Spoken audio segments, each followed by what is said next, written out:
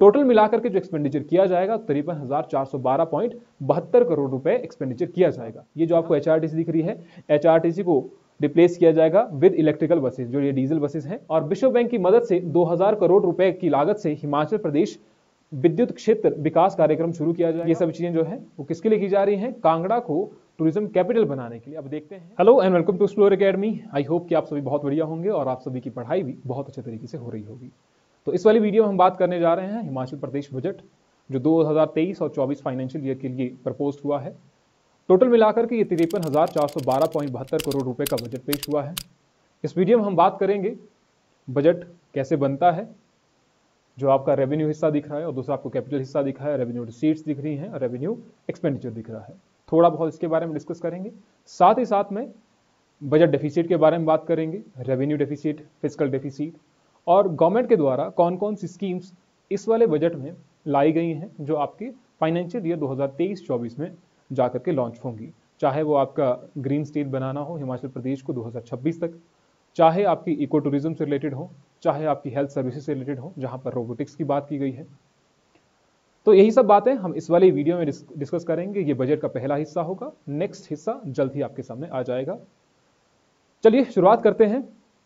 उससे पहले जो इस चैनल पर नए हैं वो वीडियो को लाइक, चैनल को सब्सक्राइब करना ना भूलें और इसको आप शेयर कर दीजिए अपने ग्रुप में, ठीक है, ताकि हमारे जल्दी से जल्दी लगभग 8-10 हज़ार हो जाएं। चलिए शुरू करते हैं। Himachal Pradesh budget 2023-24 propose budget है 53,412.72 करोड़ रुपए का। उसमें से आप एक रेवेन्यू हिस्सा दिख रहे हैं, दूसरा आप कैपिटल हिस्सा दिख रहे हैं। यहां पर आपको रेवेन्यू रिसीट्स दिख रही हैं, यहां पर आपको कैपिटल रिसीट्स दिख रही हैं। क्या मतलब होता है? अगर किसी ने वीडियो नहीं देखी है, इकोनॉमिक सर्वे की सेकंड वीडियो देखिएगा। इस बार का इकोनॉमिक सर्वे आपको आई बटन में शो हो जाएगी वीडियो, उसको देख लीजिएगा कि बजट आखिरकार कैसे बनता है। थोड़ा बहुत मैं आपको अभी बता देता हूं। रेवेन्यू रिसीट्स यानी कि गवर्नमेंट के पास जो प्राप्तियां हैं वो कहां से आएंगी। तो इसमें रिसीट्स में आपकी दो चीजें हो सकती हैं। ये तो आपका टैक्स से आ सकती हैं, दूसरा आपका नॉन टैक्स से आ सकती है। रिसीट्स जो है, गवर्नमेंट की रिसीट्स जो है, रेवेन्यू रिसीट्स दो तरीके से आ सकती हैं, या तो वो टैक्स के रूप में आएंगी या तो आपके नॉन टैक्स के रूप में आएंगी, ठीक है। टैक्स रिसीट्स में या तो आपका डायरेक्ट टैक्स हो सकता है या आपका इनडायरेक्ट टैक्स हो सकता है। डायरेक्ट टैक्स यानी कि जैसे आपका इनकम टैक्स होता है, और इनडायरेक्ट टैक्स जैसे कि आपका जीएसटी होता है। डन। और नॉन टैक्स रेवेन्यू जैसे कि आपका फाइन हो गया, गवर्नमेंट के द्वारा फाइन लगाया गया, गवर्नमेंट के द्वारा पेनल्टी लगाई गई, या गवर्नमेंट के द्वारा कुछ ना कुछ आपका डिविडेंड मिला, प्रॉफिट मिला। डिविडेंड, प्रॉफिट वो कहां पर आएगा? नॉन टैक्स में, क्योंकि वो टैक्स नहीं है ना। गवर्नमेंट को जो डिविडेंड के रूप में आया, जो आपको इंटरेस्ट पेमेंट के रूप में आया, जो गवर्नमेंट ने लोन दिया था उस पर कुछ ना कुछ इंटरेस्ट गवर्नमेंट को मिला, तो वो आपको कहां पर आएगा? नॉन टैक्स रेवेन्यू में। तो गवर्नमेंट जो रेवेन्यू रिसीट्स हैं वो कितनी हैं? 37,999.87 करोड़, जो इस बार का बजट है। दूसरा कह रहा है expenditure, revenue expenditure. Revenue expenditure, revenue expenditure ऐसा है जो खर्चा हुआ है लेकिन वो दिख नहीं रहा है, जो खर्चा हुआ है लेकिन वो दिख नहीं रहा है। जैसे कि गवर्नमेंट पेंशन पे कर रही है, गवर्नमेंट सैलरीज पे कर रही है, या गवर्नमेंट किसी तरीके से सेंट्रल स्पॉन्सर्ड स्कीम चला रही है, गवर्नमेंट सब्सिडी दे रही है, तो वो सब चीजें जो है वो एक्सपेंडिचर में आएंगी। इसीलिए आप देखेंगे कि इसकी जो मात्रा है बहुत ज्यादा है, 42,703.99 करोड़। ये सारी की सारी संख्याएं जो है वो करोड़ में है। और जो इंटरेस्ट पेमेंट है, यहां पर जो इंटरेस्ट पेमेंट था वो अलग है, यहां पर जो इंटरेस्ट पेमेंट है यहां पर गवर्नमेंट दे रही है, यानी गवर्नमेंट ने कहीं से लोन लिया है, चाहे वो आपका सेंट्रल गवर्नमेंट से हो, चाहे वो कहीं बाहर से लोन लिया हो, तो उस पर कुछ ना कुछ इंटरेस्ट पेमेंट वो दे रही है। तो चाहे वो इंटरेस्ट पेमेंट के रूप में हो, चाहे वो आपका सैलरीज के रूप में हो, चाहे वो आपका पेंशन के रूप में हो, चाहे वो आपका सब्सिडी के रूप में हो, तो वो आएगा आपका रेवेन्यू एक्सपेंडिचर में, जो खर्चा हुआ है लेकिन वो दिखेगा नहीं आगे जाकर के, कि ये दो गवर्नमेंट को देना ही है। Next we have capital. अगर आपको ब्रीफ में देखना है तो सेकंड वीडियो आप देख लीजिएगा इकोनॉमिक सर्वे की। कैपिटल में आपका रिसीट्स दिख रही हैं और कैपिटल में कुछ एक्सपेंडिचर दिख रहा है। कैपिटल रिसीट्स के लिए आपको कुछ ना कुछ गवाना पड़ेगा। गवाना इन द सेंस, या तो आपको डेब्ट पड़ेगा या तो फिर आपको कुछ ना कुछ देना पड़ेगा। जैसे कि आपने लोन लिया, अब लोन दो तरीके का हो सकता है, या वो सॉवरेन लोन होगा, सॉवरेन इंटरनल लोन होगा, यानी कि आप देश के अंदर से ही लोन ले रहे हैं, या तो आपका वो एक्सटर्नल लोन हो सकता है, या आप बाहर से कहीं से लोन ले रहे हैं तो वो आपका एक्सटर्नल हो गया। साथ ही साथ में जो डिसइन्वेस्टमेंट है वो भी इसमें ही आ जाएगा आपका कैपिटल रिसीट्स में।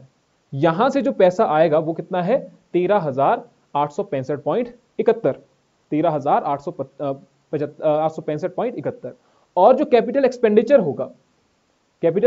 होगा, यहां पर क्या बोला था मैंने, जो रेवेन्यू एक्सपेंडिचर था, जो खर्चा होगा लेकिन दिखेगा नहीं।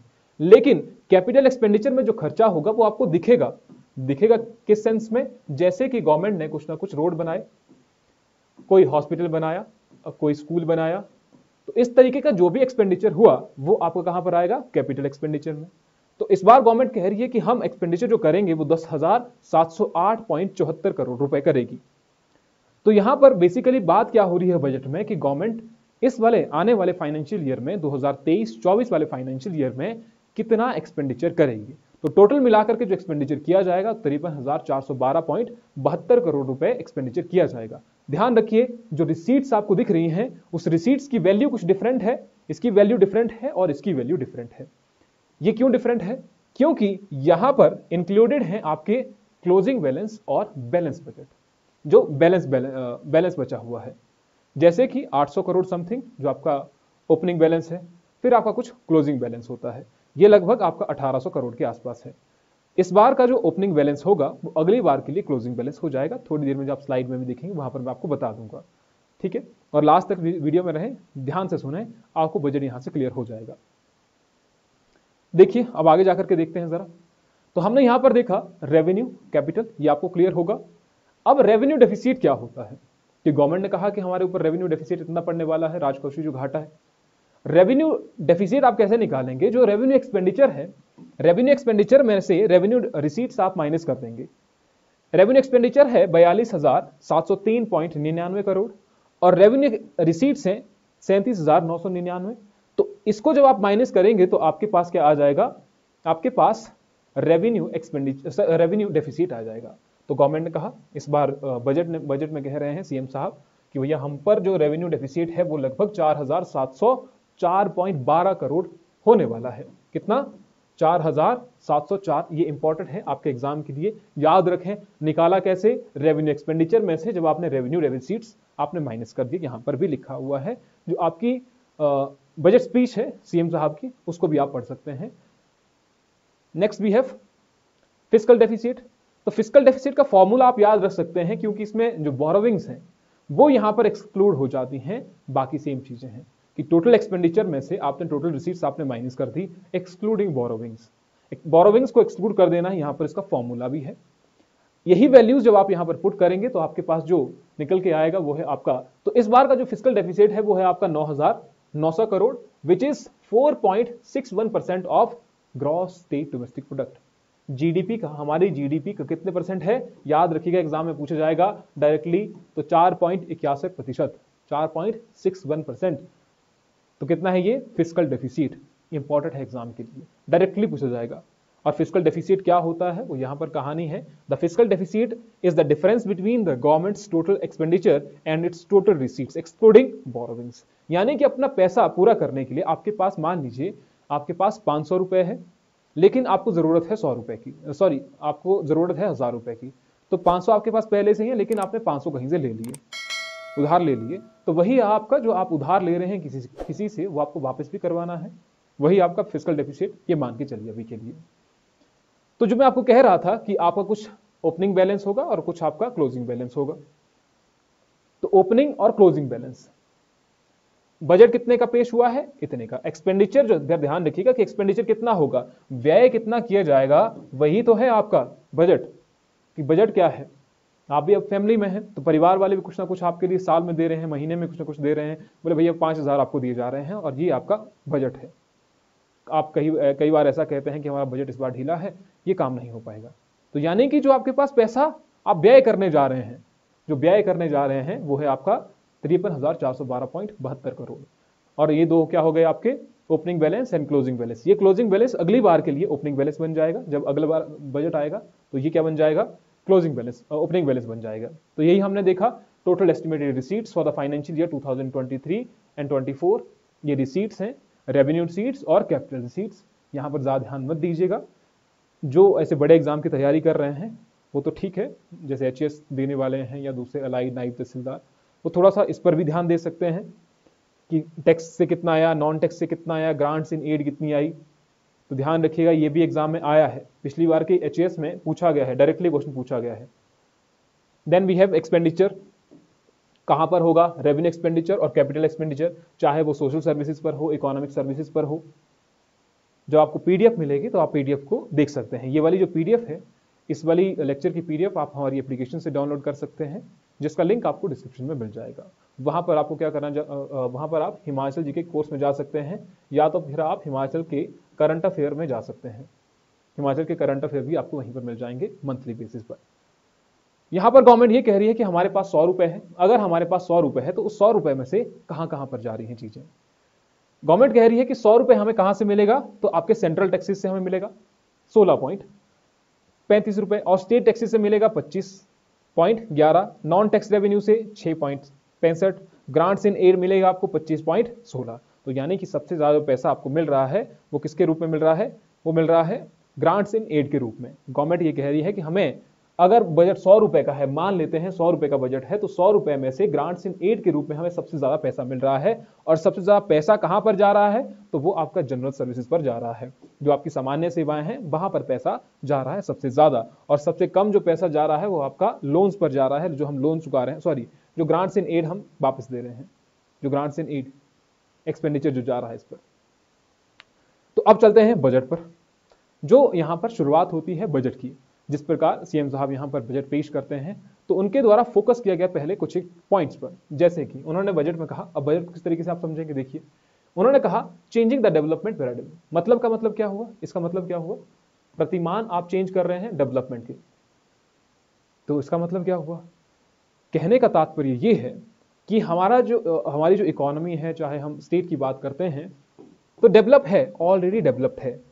चाहे आप अलग अलग इंडिकेटर्स की बात करें, चाहे आप स्वास्थ्य सेवाओं की बात करें, एजुकेशन की बात करें, तो इन सभी में हमारी जो गवर्नमेंट है वो आगे है। लेकिन हमें क्या करना पड़ेगा, हमें जो पब्लिक सर्विसेज हैं, जो हम पब्लिक सर्विसेज दे रहे हैं, उन्हें हमें अच्छे तरीके से लाना पड़ेगा, हमें क्वालिटी सर्विसेज देनी पड़ेंगी, क्वालिटी सर्विसेज पर फोकस देना पड़ेगा। अब ये कहां के लिए रेलेवेंट है, ये आपके मेंस पॉइंट ऑफ व्यू से रेलेवेंट है, हो सकता है।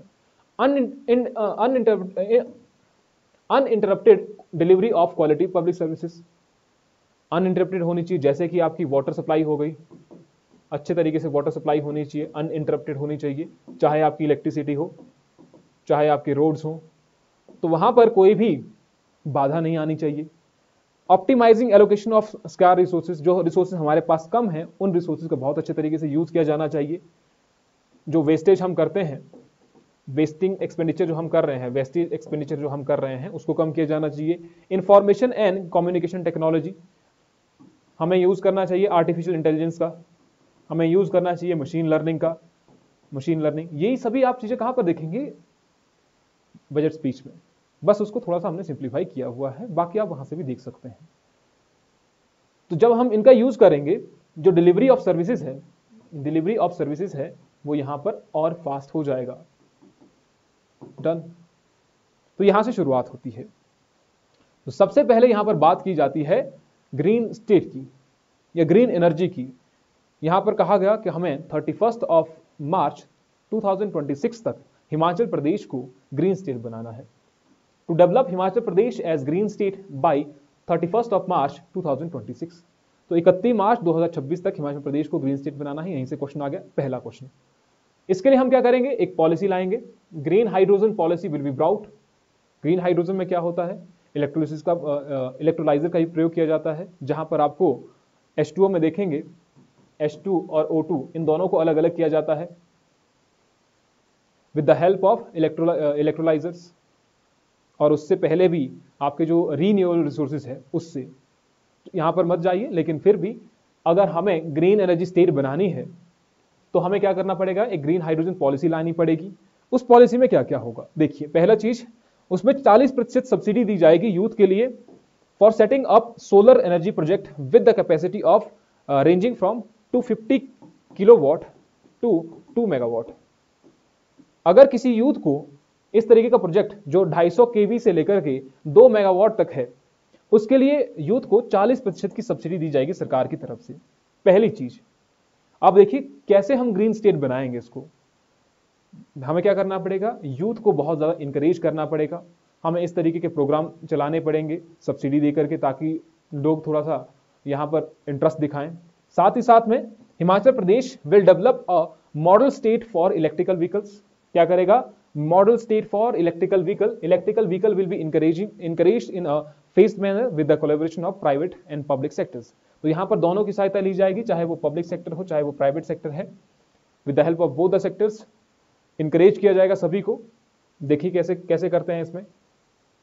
अच्छा, ये हिंदी वालों के लिए हैं जो हिंदी में करना चाहते हैं। हिमाचल प्रदेश को हरित ऊर्जा राज्य 31 मार्च 2026 तक बनाया जाना चाहिए। हिमाचल प्रदेश को अग्रणी हरित हाइड्रोजन बनाना, अर्थव्यवस्था पर आधारित ग्रीन हाइड्रोजन नीति लाई जाएगी, याद रखिएगा। और साथ ही साथ में राज्यों के युवाओं को अपने पट्टे की भूमि पर या लीज पर ले सकते हैं, या तो फिर अपनी भूमि पर 250 किलोवाट से लेकर 2 मेगावाट तक की क्षमता वाली सौर ऊर्जा परियोजनाओं की स्थापना के लिए 40% का अनुदान दिया जाएगा, तो 40% सब्सिडी दी जाएगी। और इलेक्ट्रिकल व्हीकल वाहनों के लिए आदर्श राज्य के रूप में विकसित किया जाएगा हिमाचल प्रदेश को। इन द फर्स्ट फेज क्या किया जाएगा? अब इलेक्ट्रिकल व्हीकल की बात की गई है, तो in the first phase 6 national and state highways will be developed as green corridors for electrical vehicles. तो ग्रीन कॉरिडोर के रूप में क्या किया जाएगा? 6 नेशनल एंड स्टेट हाईवेज। और वो कौन कौन से हैं ये अभी नेक्स्ट में आ जाएगा, ठीक है। तो उनको क्या किया जाएगा? ग्रीन कॉरिडोर के रूप में विकसित किया जाएगा, जैसा आपको वहां पर दिख रहा है, यानी कि जो हरियाली है उसको ज्यादातर विकसित किया जाएगा रोड के सराउंडिंग्स में। Then we have a target to set up solar energy project of 500 megawatt in 2023 and 24। तो कितने का टारगेट रखा गया है? 500 मेगावाट का। डायरेक्ट क्वेश्चन, ये भी यहां से डायरेक्ट क्वेश्चन बन गया। और ये जो बिजली यहां से उत्पन्न होगी, चाहे वो मान लीजिए अभी यूथ की हम बात कर रहे थे कि यूथ अगर सेटअप करते हैं 2 मेगावाट तक प्रोजेक्ट, 2 मेगावाट तक करते हैं, तो वो एनर्जी कहां पर डालेगा? फिर पावर कहां पर डालेगा? तो वो जो पावर है that will be purchased by state electricity board. किसके द्वारा परचेज की जाएगी? स्टेट इलेक्ट्रिसिटी बोर्ड के द्वारा। A subsidy of 25,000 each to 20,000 meritorious girl student for purchase of electrical scooty. जो 20,000 मेरिटोरियस गर्ल्स हैं उनको 25,000 रुपए की सब्सिडी दी जाएगी अगर वो इलेक्ट्रिकल स्कूटी खरीदती हैं तो। 20,000 मेरिटोरियस गर्ल्स के लिए, याद रखिएगा, 20,000 मेरिटोरियस गर्ल्स के लिए 25,000 रुपए दिए जाएंगे सब्सिडी के रूप में। And 1,500 diesel buses of HRTC will be replaced with e buses in phased manner with an expenditure of 1,000 crore. तो 1,000 करोड़ की सहायता से पहले क्या किया जाएगा? पहले जो 1,500 डीजल बसेस हैं HRTC की, उनको रिप्लेस किया जाएगा ई बसेस के साथ। ये जो आपको HRTC दिख रही है, HRTC को रिप्लेस किया जाएगा विद इलेक्ट्रिकल बसेस। जो ये डीजल बसेस हैं इनको इलेक्ट्रिकल बसेस से रिप्लेस किया जाएगा, और इसके लिए बजट रखा गया है 1,000 करोड़ का, 1,000 करोड़। तो पहले चरण में 6 राष्ट्रीय और राज्य राजमार्गों को इलेक्ट्रिक वाहनों के लिए ग्रीन कॉरिडोर के रूप में विकसित किया जाएगा, और 2023-24 में 500 मेगावाट की सौर ऊर्जा परियोजनाओं की स्थापना का लक्ष्य रखा गया है। और जो उत्पादित विद्युत राज्य विद्युत बोर्ड द्वारा क्रय की जाएगी। और HRTC की 1,500 डीजल बसेस को चरणबद्ध तरीके से ई बसेस के रूप में बदला जाएगा, जिस पर 1,000 करोड़ रुपए खर्च होंगे, जो हमें अभी आपको बताया। और 20,000 मेधावी छात्राओं को इलेक्ट्रिकल स्कूटी खरीदने के लिए 25,000 रुपए की सब्सिडी दी जाएगी। देन वी हैव जी जो 6 कॉरिडोर बना रहे हैं, ग्रीन कॉरिडोर्स। ग्रीन कॉरिडोर जो बनाए जा रहे हैं वो ये वाले हैं। याद थोड़ा बहुत इनको याद रख सकते हैं, हो सकता है कहीं एग्जाम में आ जाए, तो थोड़ा बहुत इनको याद रख लीजिएगा, इंपॉर्टेंट एग्जाम के लिए भी। Then 2 gram panchayat in each district will be developed as green panchayat on pilot basis. क्या किया जाएगा? 2 पंचायत हर एक डिस्ट्रिक्ट में 2 पंचायत को क्या किया जाएगा? ग्रीन पंचायत बनाया जाएगा। तो ग्रीन पंचायत बनाने के लिए क्या क्या किया? देखिए, अब solar power project with capacity ranging from 500 kilowatt 500 केवी से लेकर के 1 मेगावाट तक के प्रोजेक्ट यहां पर सेटअप किए जाएंगे इन पंचायत में। अगर हमें इस तरीके की ग्राम पंचायत बनानी है, हर एक डिस्ट्रिक्ट में 2 ग्राम पंचायत बनानी है, तो वहां पर क्या करेंगे?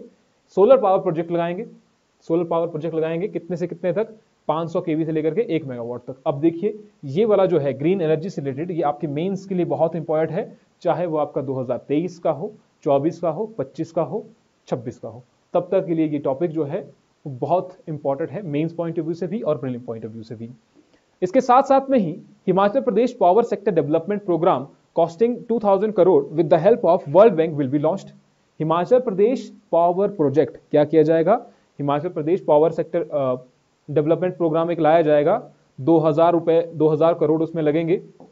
With the help of World Bank. तो वर्ल्ड बैंक की सहायता से पावर सेक्टर का डेवलपमेंट करने के लिए एक प्रोग्राम इनिशिएट किया जाएगा। Under this there is a provision to construct solar power project with a capacity of 200 megawatt and construct 11 station sub station and 2 distribution line serving 13 towns of the state. क्या किया जाएगा भैया, इस programme के तहत जो हम वर्ल्ड बैंक की सहायता से लाएंगे उसके तहत हम 200 मेगावाट का प्रोजेक्ट चलाएंगे। 200 मेगावाट का प्रोजेक्ट होगा, साथ ही साथ में 11 सब स्टेशन होंगे जहां से बिजली जाती है, और ये ट्रांसमिशन लाइंस, कितनी ट्रांसमिशन लाइंस होंगी, 2 डिस्ट्रीब्यूशन ट्रांसमिशन लाइन होगी जो लाइन जा रही है ये, और ये कितने टाउन्स के लिए हेल्पफुल होगी, 13 टाउन्स के लिए। 13 टाउन्स के लिए ये बिजली देंगी। तो प्रत्येक जिले में 2 ग्राम पंचायतों को पायलट आधार पर हरित पंचायतों के रूप में विकसित किया जाएगा। इन पंचायतों में 500 किलोवाट से लेकर 1 मेगावाट तक की क्षमता वाली सौर ऊर्जा परियोजना स्थापित की जाएंगी, और विश्व बैंक की मदद से 2000 करोड़ रुपए की लागत से हिमाचल प्रदेश विद्युत क्षेत्र विकास कार्यक्रम शुरू किया जाएगा, और इसके अंतर्गत 200 मेगावाट क्षमता की सौर ऊर्जा परियोजनाओं के निर्माण तथा राज्यों के 13 नगरों में 11 उपकेंद्रों व 2 वितरण लाइनों के निर्माण का प्रावधान है। किसके तहत, इस प्रोजेक्ट के तहत जो हम वर्ल्ड बैंक की सहायता से चला रहे हैं। बाद में आप देखेंगे कि एशियन डेवलपमेंट बैंक के साथ एडीबी, इसके साथ भी हम एक प्रोजेक्ट चला रहे हैं जो आपका टूरिज्म के रिलेटेड है, टूरिज्म के डेवलपमेंट के लिए, इको टूरिज्म के लिए। तो यहां पर वर्ल्ड बैंक की सहायता से, जहां पर ग्रीन एनर्जी की बात आई, जहां पर इको टूरिज्म की बात आएगी, तो एशियन डेवलपमेंट बैंक के साथ हम कर रहे हैं। तो निजी बस, नेक्स्ट वी हैव निजी बस ट्रक संचालकों को ई बस और ई ट्रक क्रय करने पर 50% अनुदान अधिकतम 50 लाख रुपए की सीमा के साथ दिया जाएगा।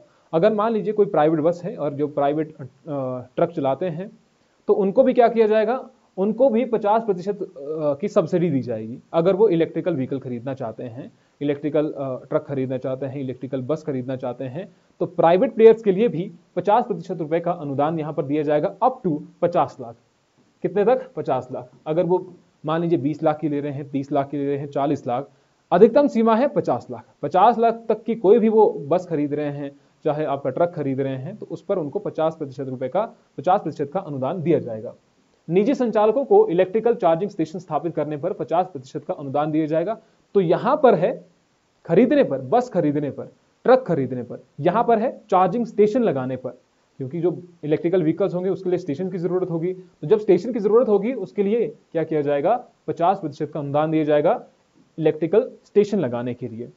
देन वी हैव HPPTCL यानी कि Himachal Pradesh power transmission corporation द्वारा 464 करोड़ रुपए की लागत से कालाअंब, बरशैनी, कंगू, प्लाचन, धर्मपुर और हिलिंग में 6 HEV उप स्टेशनों, 5 ट्रांसमिशन लाइनों और 1 संयुक्त नियंत्रण का निर्माण पूरा किया जाएगा। और Himachal Pradesh power transmission corporation का निर्माण होता है 27 अगस्त 2008। कितना, 27 अगस्त 2008 को इसका निर्माण होता है। तो इतना इंपॉर्टेंट नहीं है, लेकिन फिर भी याद रखिएगा। बिजली के क्रय विक्रय के कुशल प्रावधानों प्रबंधन के लिए एक केंद्रीकृत प्रकोष्ठ की स्थापना की जाएगी, एक सेंट्रलाइज सेल की स्थापना की जाएगी, सेंट्रलाइज सेल उसकी स्थापना की जाएगी। इसके पूरे के पूरे जो ये ग्रीन एनर्जी या जो ग्रीन कॉरिडोर बनाने की बात हो रही है, ग्रीन एनर्जी स्टेट बनाने की बात हो रही है, तो उसके लिए एक सेंट्रलाइज सेल भी चाहिए जो इन सभी की देखरेख करे कि कहां पर हमारा लक्ष्य कहां पर पहुंचा हुआ है। तो ये सभी चीजें जो थी ये ग्रीन एनर्जी से रिलेटेड थी। नेक्स्ट, अब इससे नेक्स्ट आते हैं टूरिज्म डेवलपमेंट पर, कि हिमाचल प्रदेश टूरिज्म के डेवलपमेंट के लिए आखिरकार क्या कर रहा है, जो इस बजट में प्रावधान किए गए हैं। तो land acquisition process will be started for Mandi and Kangra airports. कह रहे हैं कि यहाँ पर जो लैंड एक्विजिशन प्रोसेस है, जमीन अधिग्रहण जो है वो चल पड़ा है, कहाँ के लिए, मंडी और कांगड़ा एयरपोर्ट्स के लिए। इसके साथ साथ में ही heliports will be constructed and developed at all district headquarter. जितने भी डिस्ट्रिक्ट हेडक्वार्टर है वहां पर हेलीपोर्ट्स बनाए जाएंगे। To start skilling courses in tourism and hospitality sectors for the youth of Himachal Pradesh, the centre for excellence at Waknaghat will be completed at a cost of 68 crore. तो 68 करोड़ रुपए की लागत से एक सेंटर ऑफ एक्सीलेंस बनाया जाएगा। सेंटर ऑफ एक्सीलेंस कहां पर बनाया जाएगा, वाकनाघाट इन शिमला डिस्ट्रिक्ट, जो आपको यहां पर दिख रहा है वाकनाघाट। तो शिमला से यहां पर आप देख रहे हैं, तो वाकनाघाट में सेंटर ऑफ एक्सीलेंस, एक स्किलिंग कोर्स है, उसमें स्किल्स प्रोवाइड करवाई जाएंगी इन टूरिज्म, जो टूरिज्म से रिलेटेड होंगी, साथ ही साथ में हॉस्पिटैलिटी से रिलेटेड होंगी। तो मंडी और कांगड़ा एयरपोर्ट के लिए जमीन अधिग्रहण की प्रक्रिया शुरू की जाएगी और सभी जिला मुख्यालयों पर हेलीपोर्ट का निर्माण और विकास किया जाएगा। अच्छा, ये भी था यहाँ पर देखिए, heli taxi services will be operationalise from Sanjauli and Baddi. अभी शिमला से आप देखते हैं कि शिमला टू चंडीगढ़ जाएंगे तो हेली टैक्सी सर्विसेज हैं अभी तक। इसके साथ ये कह रहे हैं कि अब क्या किया जाएगा, संजौली और बद्दी में भी हेली टैक्सी सर्विसेज ये ऑपरेशनलाइज हो जाएंगी। तो संजौली और बद्दी से हेली टैक्सी सेवा का संचालन किया जाएगा। और हिमाचल प्रदेश के युवाओं के लिए पर्यटन और हॉस्पिटैलिटी क्षेत्रों में स्किलिंग कोर्स शुरू करने के लिए बागना घाट में 68 करोड़ रुपए की लागत से सेंटर ऑफ एक्सीलेंस बनाया जाएगा। Done. Then we have eco tourism को बढ़ाने के लिए। इको टूरिज्म का मतलब ये है कि जहां पर आप बात करते हैं नेचर से संबंधित टूरिज्म को, कि आप लोग जो हैं वो नेचर को देखने आ रहे हैं कि यहाँ का नेचर ऐसा है, तो नेचर को देखने जब लोग आ रहे हैं इसका मतलब वो इको टूरिज्म से रिलेटेड है।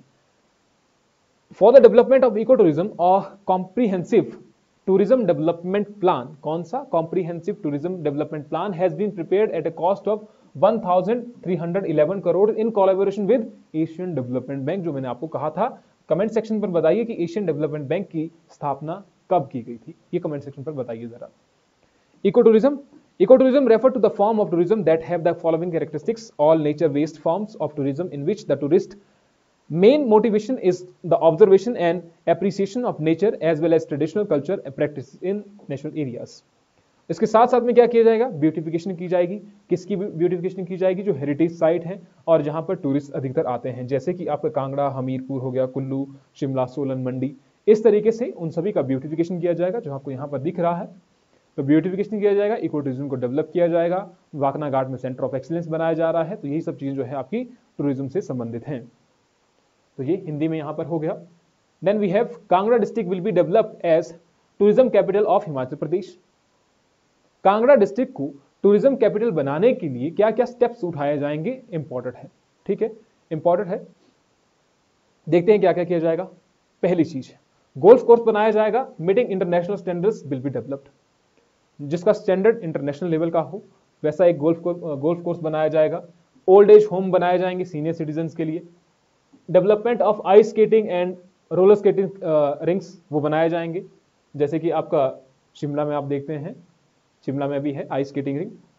प्रमोशन ऑफ वाटर स्पोर्ट्स, वहां पर कौन सा है, पोंग डैम। और पोंग डैम का कंस्ट्रक्शन कब हुआ, कब बना, कमेंट सेक्शन में बताइए जरा। तो पोंग डैम में क्या किया जाएगा, प्रमोशन ऑफ वाटर स्पोर्ट्स किया जाएगा। देन अ जू will be set up in Bankhandi eight a cost of 300 crore. तो बनखंडी में एक जू बनाया जाएगा विद द हेल्प, कितनी कॉस्ट से, 300 करोड़ की हेल्प से एक जू बनाया जाएगा बनखंडी में, कांगड़ा में। और टूरिज्म विलेज बनाएंगे, will be establish to promote local art and culture. तो वहां का जो लोकल आर्ट एंड कल्चर है उसके प्रमोशन के लिए विलेज, टूरिज्म विलेज भी बनाए जाएंगे। तो गोल्फ कोर्स बनाया जा रहा है सीनियर सिटीजन के लिए, आपके ये बनाए जा रहे हैं, ओल्ड एज होम बनाए जा रहे हैं, वाटर स्पोर्ट्स को यहाँ पर बढ़ावा दिया जा रहा है। और ये सब चीजें जो है वो किसके लिए की जा रही हैं, कांगड़ा को टूरिज्म कैपिटल बनाने के लिए। अब देखते हैं कि ये स्टेप्स जो है आखिरकार कहाँ तक पहुंचते हैं आने वाले समय में। तो हिंदी में ये है, अंतर्राष्ट्रीय गोल्फ कोर्स विकसित किया जाएगा, वरिष्ठ नागरिक के लिए वृद्धाश्रम और स्थानीय कला और संस्कृति को बढ़ावा देने के लिए पर्यटन ग्राम की स्थापना की जाएगी। आइस स्केटिंग और रोलर स्केटिंग का विकसित किया जाएगा। बनखंडी में 300 करोड़ रुपए की लागत से जू बनाया जाएगा। और पोंग डैम में वाटर स्पोर्ट्स को इनकी सुविधाएं प्रोवाइड करवाई जाएंगी। देन वी हैव स्वास्थ्य सेवाएं, हेल्थ के लिए क्या क्या किया जाएगा यहाँ पर। अब तो robotic surgery facility to be made available in all medical college in the phased manner. तो एक फेस्ड मैनर में, यानी कि पहले इस हॉस्पिटल में फिर दूसरे तीसरे, इस तरीके से रोबोटिक सर्जरी उपलब्ध करवाई जाएगी। And insulin pumps will be provided to pregnant women and child suffering from type 1 diabetes to protect them from the serious infections. A center of excellence, important है एग्जाम के लिए, a center of excellence for cancer care and nuclear medicine department will be set up at the medical college Hamirpur. कितने से, 50 करोड़ की help से। अब cancer care तो आप समझ गए। न्यूक्लियर मेडिसिन का मतलब ये होता है जो आपका रेडियोलॉजी से संबंधित है, जो आपको यहां पर भी दिख रहा है, जो रेडियोलॉजी से संबंधित है। तो वो सेटअप किया जाएगा, डिपार्टमेंट एक ऐसा सेटअप किया जाएगा, कहां पर, मेडिकल कॉलेज हमीरपुर में। कितने की हेल्प से, 50 करोड़ की हेल्प से। And one Health institute in each assembly constituency will be developed in model health institute। तो इस तरीके के हर एक विधानसभा क्षेत्र में वन हेल्थ इंस्टीट्यूट बनाया जाएगा हर एक असेंबली में। तो हिंदी में ये हो गया, मेडिकल कॉलेज हमीरपुर में 50 करोड़ की लागत से कैंसर केयर और न्यूक्लियर मेडिसिन विभाग का सेंटर ऑफ एक्सीलेंस स्थापित किया जाएगा। विधानसभा क्षेत्र में, हर एक विधानसभा क्षेत्र में एक स्वास्थ्य संस्थान आदर्श स्वास्थ्य संस्थान के रूप में विकसित किया जाएगा और गर्भवती महिलाएं और टाइप 1 मधुमेह से पीड़ित बच्चों को गंभीर संक्रमण से रोकने के लिए इंसुलिन पंप मुहैया करवाए जाएंगे और चरणबद्ध तरीके से सभी मेडिकल कॉलेज में रोबोटिक सर्जरी की सुविधा उपलब्ध करवाई जाएगी। ठीक है, तो यही था आपका पार्ट 1 बजट का पहला हिस्सा यहाँ तक कंप्लीट होता है। इसके बाद हम जो बजट के अगले प्रावधान हैं उन पर चर्चा करेंगे, तो वो आएगा आपके नेक्स्ट वीडियो में। आई होप कि आपको इस वीडियो में चीज़ें समझ में आ चुकी होंगी। अगर नहीं आई हैं या आपको जो भी आपको लगा है वो आप कमेंट सेक्शन में बता सकते हैं। आपका रिस्पांस हमारे लिए बहुत इंपॉर्टेंट है ताकि हमें पता चले कि आपको चीज़ें समझ में आ रही हैं नहीं आ रही हैं। तो आज के लिए इतना ही करते हैं। जो इस चैनल पर नए हैं वो चैनल को सब्सक्राइब करना ना भूलें और शेयर करना भी ना भूलें। चलिए मिलते हैं आपसे नेक्स्ट वीडियो में। Till then thank you.